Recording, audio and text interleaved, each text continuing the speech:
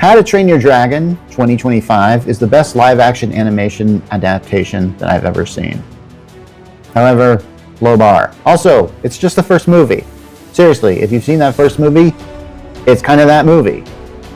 When I did my Snow White and Lilo and Stitch reviews, you know, those live-action adaptations, I talked about how Disney's live-action animation adaptations, or LAAA or LA Cubed, it's obvious nostalgic cash grabs. I got no problem with that. And hey, some become super hits, which sends a message that they can make more LA Cubes to make more money. This is where I have the problem.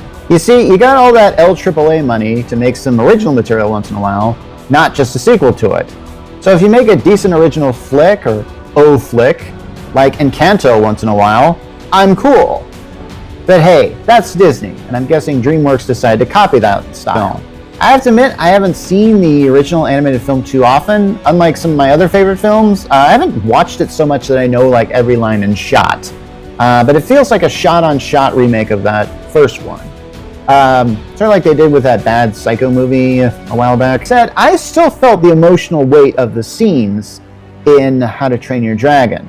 But it was an improvement because the original is not broke and therefore doesn't need to be fixed. Both versions have scenes where there is no dialogue and all action, and those scenes work really well in both versions.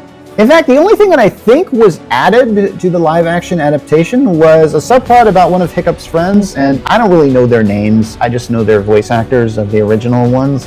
So I think this one was Jonah Hill's character, and he wants his dad to be proud of him.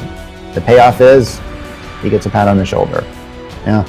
So yeah, that could be better. And the guy they got playing Hiccup is doing the best he can, but the original voice actor, Jay Baruchel, he was just perfect for it. He was Hiccup. But the way the actor responds to the scene where Hiccup loses his foot is equal to that of the original film. And I know that's a spoiler, but the original has been out for a while, and I'm cool with spoiling it. I just feel like you just probably know this film. And they actually got Gerard Butler to do Stoic, the original voice actor, now live action. I'm not sure this is the first time this has happened, but hey. And Nick Frost is always good, and he plays Gobber, so these are steps in the right direction.